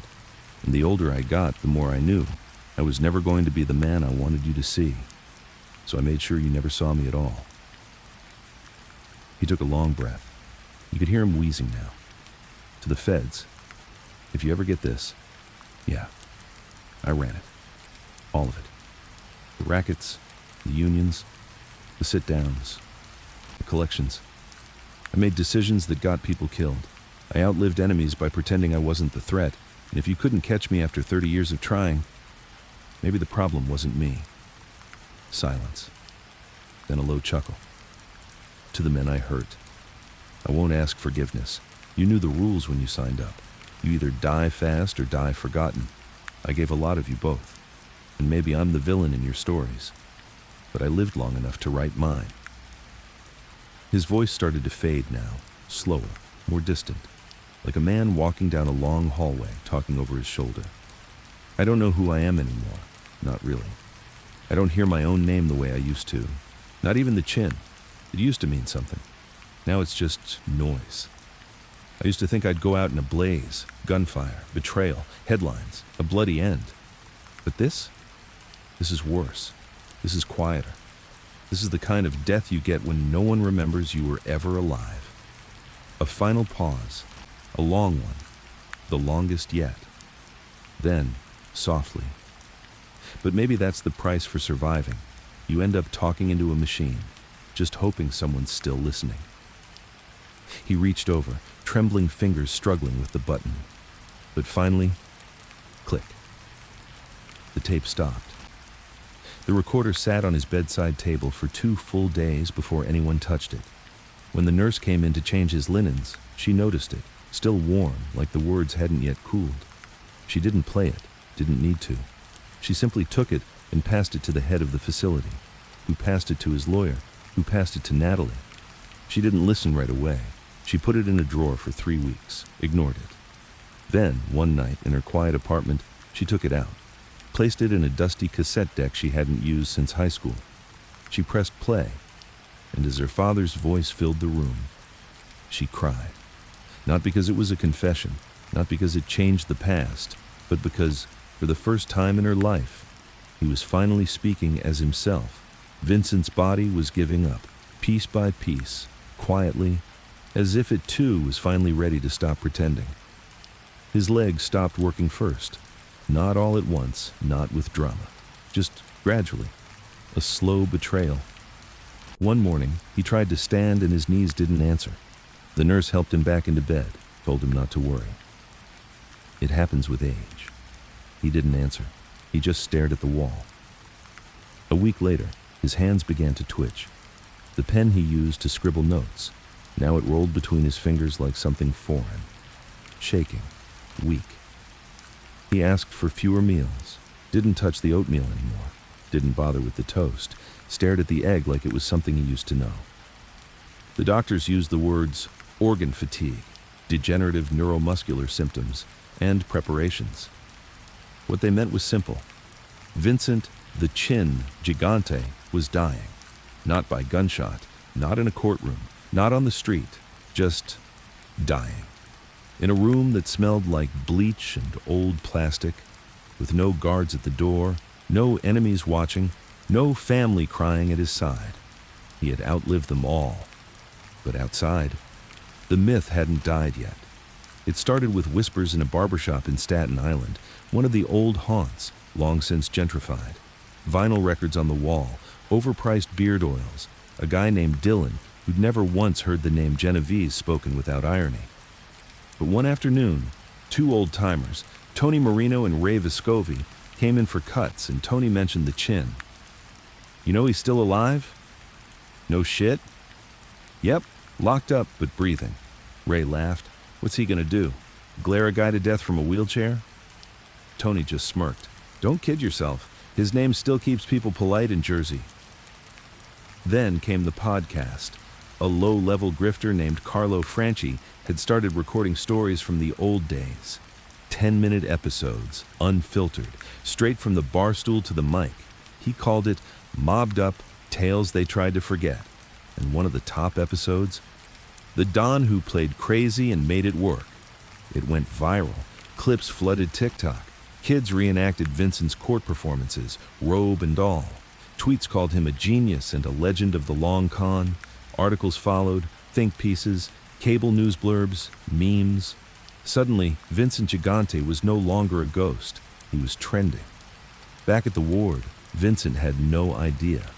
But the staff noticed the mail. It had tripled in a week.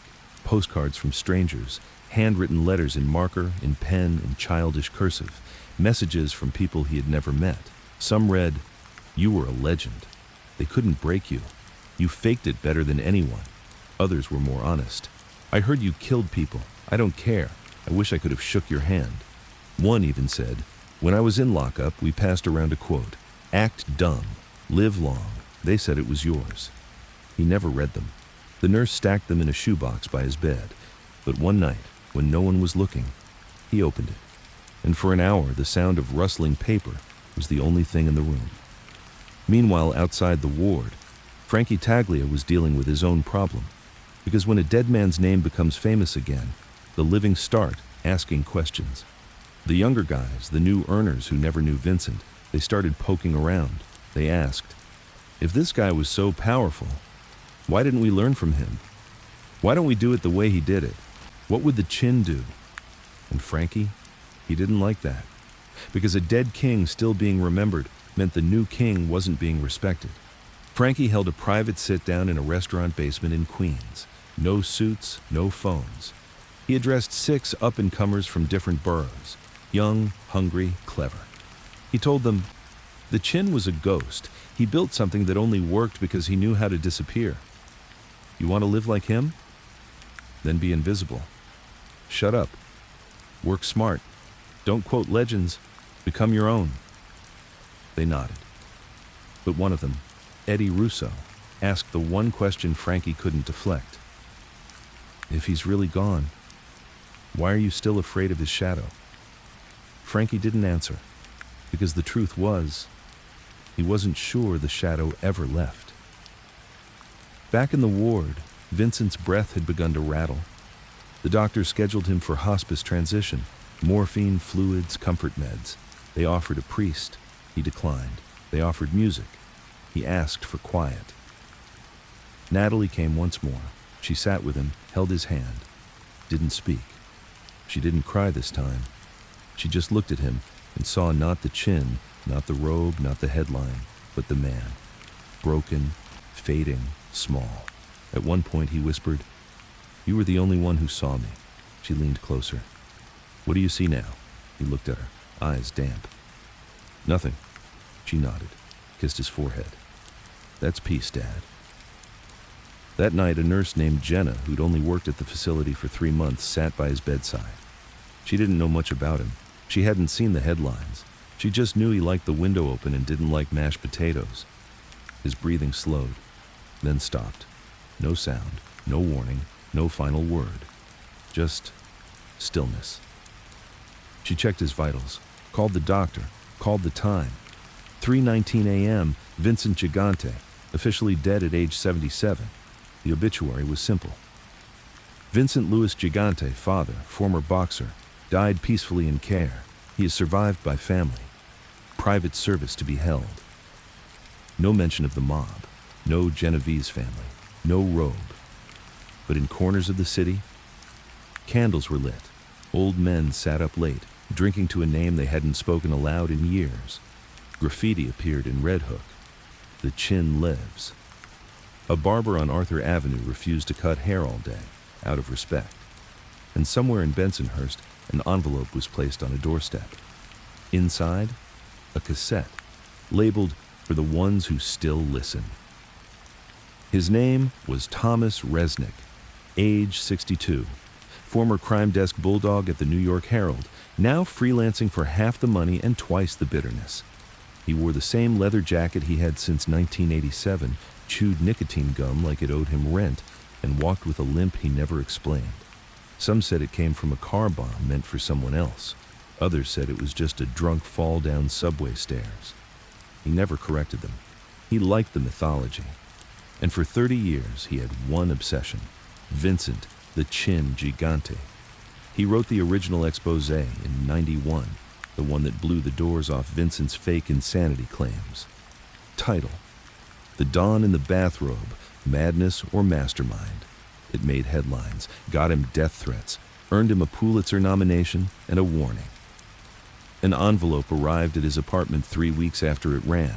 No stamp, no return address. Inside, one single note: stop writing or someone will stop you. He never did, because Resnick didn't just want a story, he wanted a confession. He wanted Vincent to blink first, just once. But Vincent never blinked. And then, one night, the call came from a contact in state records. Gigante's dead. This morning. Resnick said nothing for a moment, just stared at the wall of his cramped office, covered in yellowing photos of mobsters, courtrooms, and wiretap diagrams no one but him could decipher. "Where's the body?" he asked finally. "Private funeral, no details, no public notice." Exactly what he expected. He hung up, pulled out a manila folder labeled "Chin, Final," and began reading notes he hadn't looked at in a decade. If Vincent was dead, truly dead, then there'd be no more silence, no more play acting, no more half-truths, only the trail left behind. And Resnick was going to follow it, even if it led straight into a crypt. The funeral took place 2 days later. Small, unmarked casket, private chapel in Yonkers. No obituaries were updated. No known family stood at the altar. But Resnick had a contact in the funeral home, a guy who owed him for burying a story about illegal cremation quotas back in '99. The text came in at 11:37 a.m. 3 cars, no suits, 1 woman, looks like a daughter, 12 p.m. service, no cameras allowed, but I left the side door propped open. That was all he needed. Resnick didn't bring a camera, just a pen, a notebook, and a recorder hidden in his coat sleeve. Old habits die hard. He parked down the block, walked with a limp that had gotten worse in the rain, and slid through the side entrance like a thief in church. The chapel was dim, smelled like cheap flowers and polished wood. Vincent's casket sat at the front, closed, simple, modest.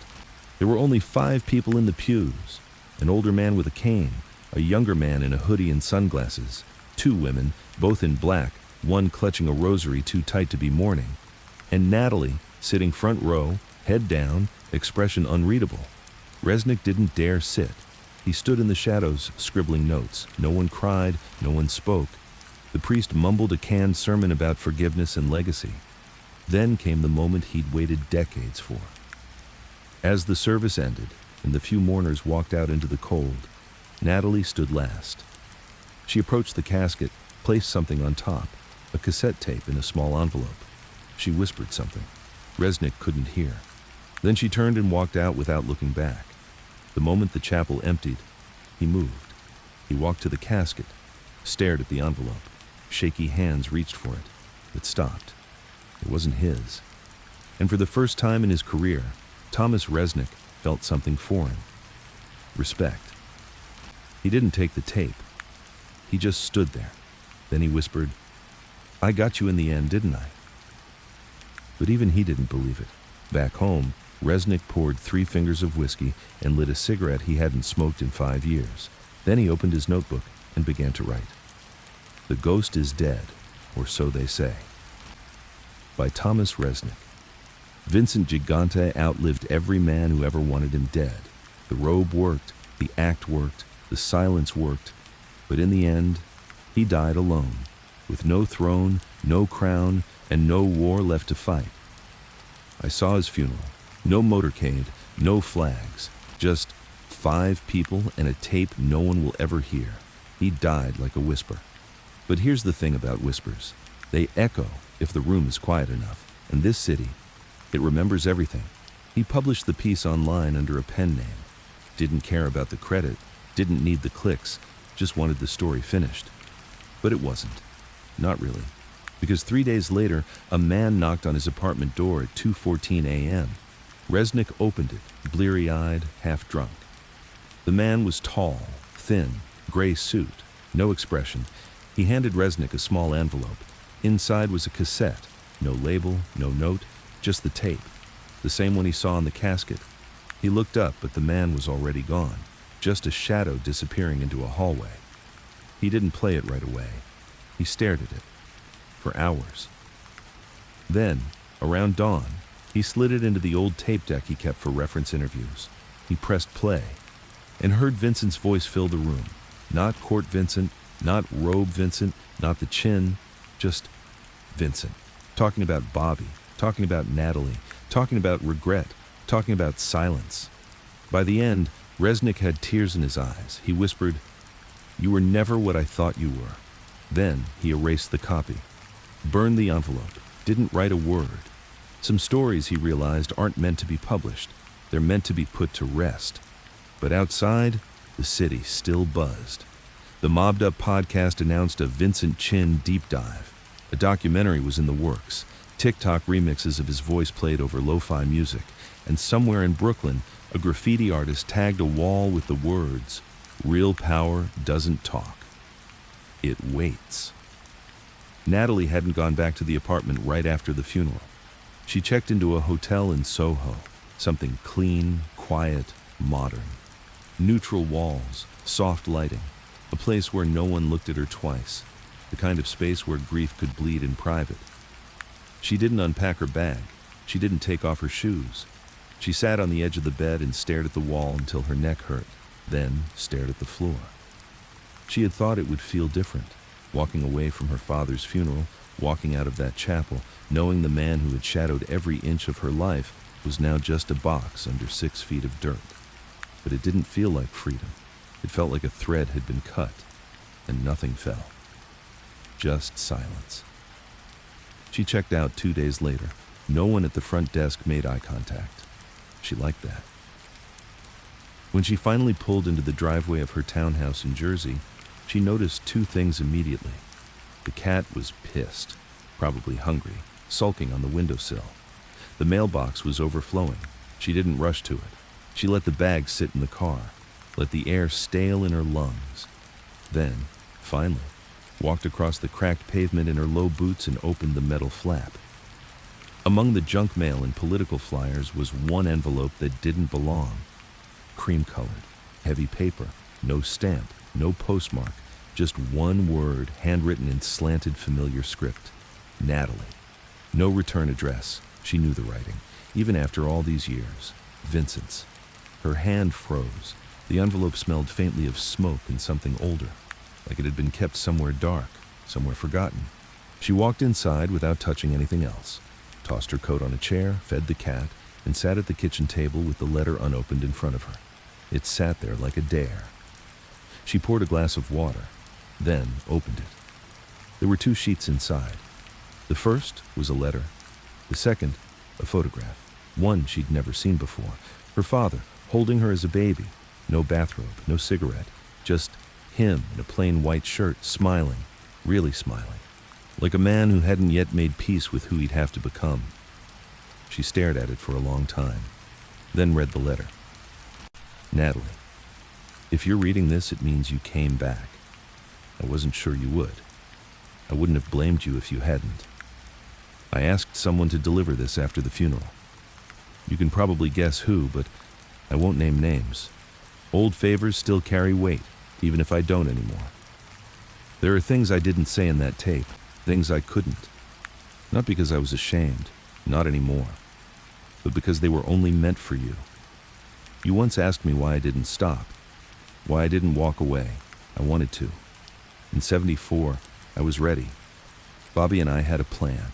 Cash in a safe house, a new name, you, your mother, me, somewhere far away. Vermont, Canada, somewhere quiet. But then someone threatened you, a man named Neri, small time, drunk. He said something about leverage, about what the chin would do if his little girl got hurt. He didn't know I was in the room when he said it. He never said anything again. And I knew then I couldn't leave, because I had made the world too dangerous to walk away from. The robe? That wasn't for me. It was for you. It was the only way I could keep the wolves off our doorstep without firing another bullet. I know it ruined things between us. I know I failed as a father, but I didn't forget you. Every Sunday, I lit a candle. One for my mother, one for Bobby, and one for the daughter who still walked through my dreams like she didn't know I was there. I don't need you to forgive me. I just need you to know you were the only thing I never faked. Love always, Dad. She didn't cry. Not right away. She folded the letter slowly, placed it back in the envelope, touched the edges like it might shatter. Then she reached for the photograph again. His smile. So unfamiliar. So real. She sat at the kitchen table for 3 hours that night, the photo between her hands, her thoughts twisted in knots. And when she finally stood, it wasn't because she felt better. It was because she had something she needed to do. She found the cassette again, the one the lawyer had given her. She slid it into the tape player she hadn't touched in weeks. Listened again, to the part where he talked about her. You were the only good thing I didn't ruin. She paused it, rewound it, listened again. The next day she called in sick to work. Then she drove, not anywhere specific, just through the city, through the old neighborhoods, Mulberry, Sullivan, Greenwich. The bones of his world were still there, buried under glass condos and overpriced bakeries. She parked across the street from what used to be Vincent's mother's apartment. The building was still standing. She stared at it for 20 minutes, didn't get out, didn't need to. She just wanted to see the place where the man was built. That night, she started writing.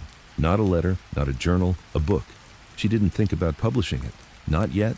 She just wrote, page after page, everything she knew, everything she remembered, everything she had learned, the stories, the truths, the lies, her story.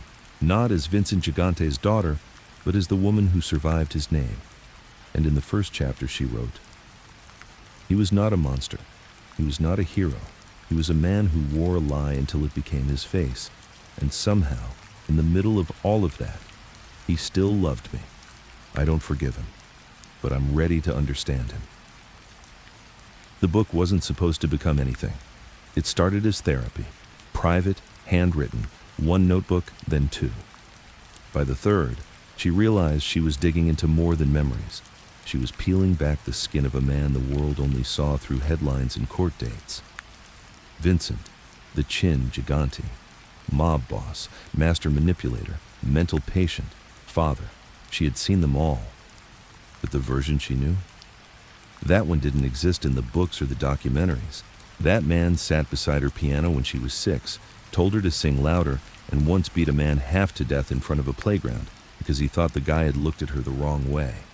There were no clean memories, just sharp edges and long silences. She didn't tell anyone she was writing it, not the publisher who'd approached her 3 months after the obituary ran, offering a 6-figure deal.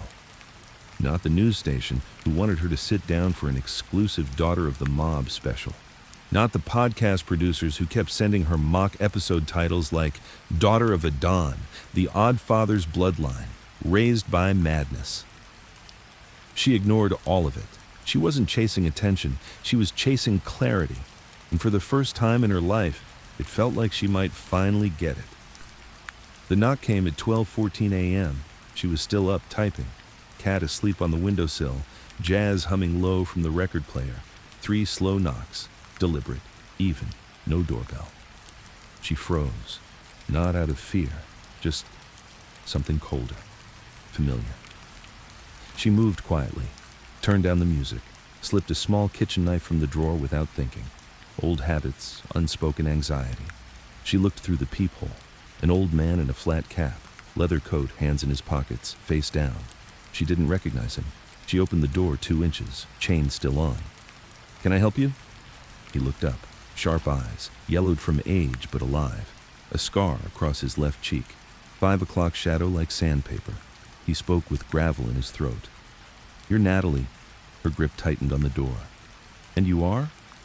"My name's Donnie Brass." She blinked. Her father had mentioned that name only once.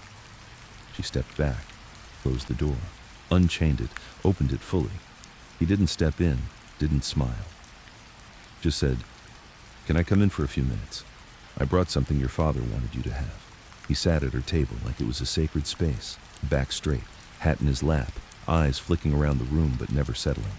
She made tea, poured it without asking, sat across from him with folded arms. "I thought you were dead," she said. "I was, to most people. And now you're here. Why?" Donnie Brass smiled faintly, not out of charm, out of exhaustion. "Because your father wasn't finished." She said nothing. He reached into his coat and pulled out a small black notebook. Faded, frayed at the corners, leather cracked from years of sweat and time. He slid it across the table. "He started writing in this the year Bobby got shelved." She didn't touch it. "What is it?" "Names," he said, "but not the ones you're thinking of." She raised an eyebrow.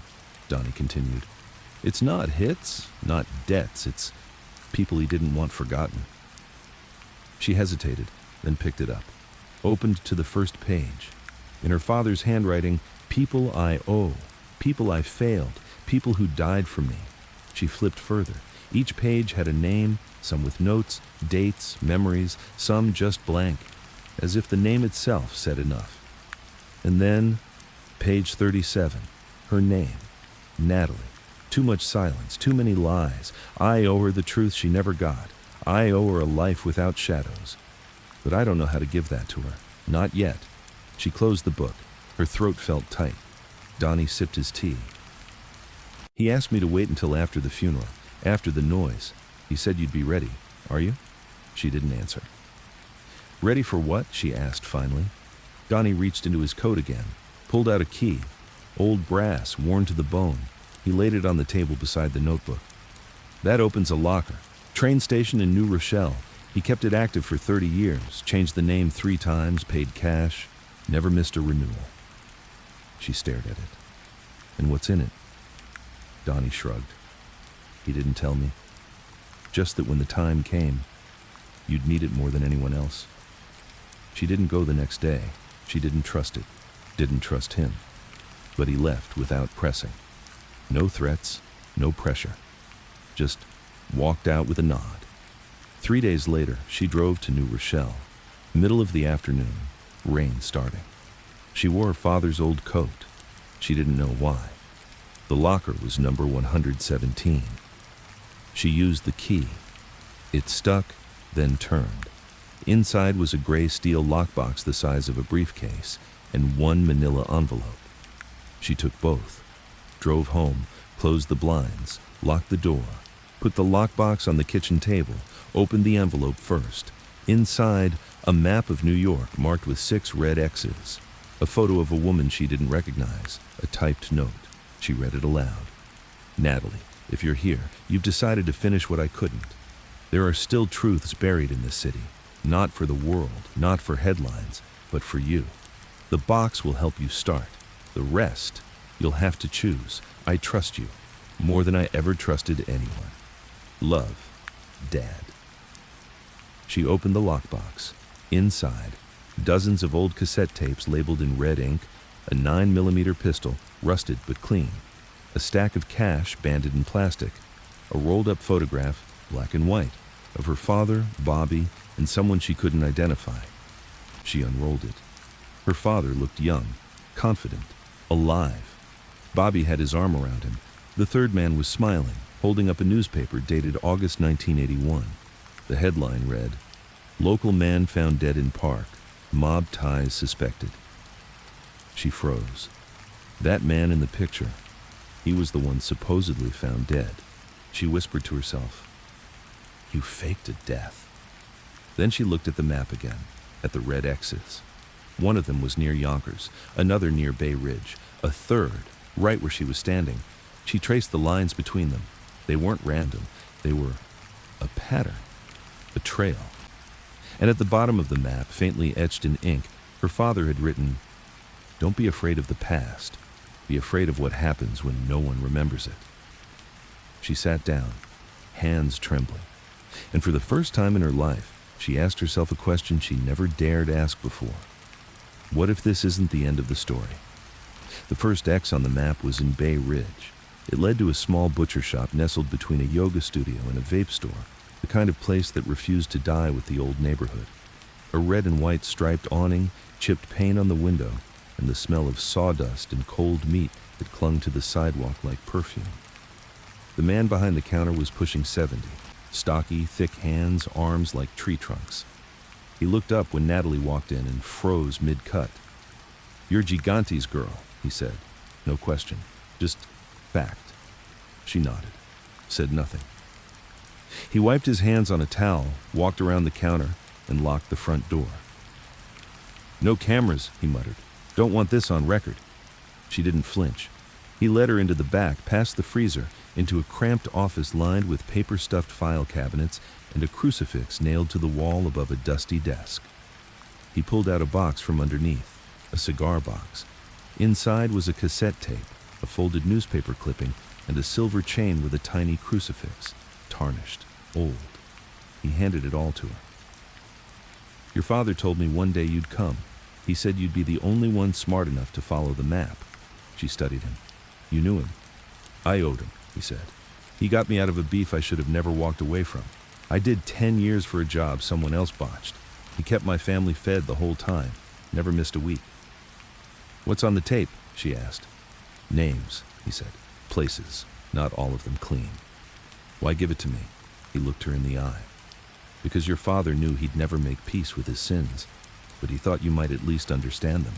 She took the box, thanked him, walked out into the cold air, heart pounding. She didn't play the tape right away. She waited until she got home, locked the door, and sat in the silence. She pressed play. Her father's voice crackled to life, not from the tape she'd heard before. This one was different, rougher, older. "If you're hearing this, it means you've found the first X. Good. That means you're not afraid. I didn't know how to raise you right. I didn't know how to be two people, a father and a boss. So I chose wrong. But there are things I need you to know. Not for the courts, not for the books, for you. There were people I protected, people I kept safe when the other families wanted them gone. Cops, kids, even priests. I bought their silence with blood. Some of them are still out there, and some need protection even now. If you follow the map, you'll see why I couldn't ever walk away, and maybe you'll finally understand who I really was. She stopped the tape, stared at the chain in her hand, the crucifix. She remembered it, vaguely, from when she was a child. He wore it under his shirt, never visible. The one time she asked about it, he just said, "It's a reminder." Of what? Now she understood. The second X was in Yonkers, an old retirement home. She asked for a man named Father Carmine. The receptionist blinked. He hasn't had visitors in 7 years. She was led to a small room where a frail man sat watching a static-filled TV screen. When he saw her, his eyes widened. "You're Natalie," he whispered. She nodded. He reached under his blanket and pulled out a folder. Inside were handwritten transcripts, notes from decades of confessionals, coded, but still raw. Names of men, crimes, victims. He looked at her. "I was going to burn them, but your father asked me to keep them for you. He said one day you'd decide what to do with it all." She took the folder. Heavy. Too heavy for paper alone. "What am I supposed to do with this?" "Whatever he couldn't," the priest said softly. "Forgive, forget, or finish." Each X revealed another layer. An apartment in Red Hook with a photo album full of children whose parents had disappeared after refusing Vincent's protection. A bar in Little Italy, where an old bartender handed her a safe deposit key.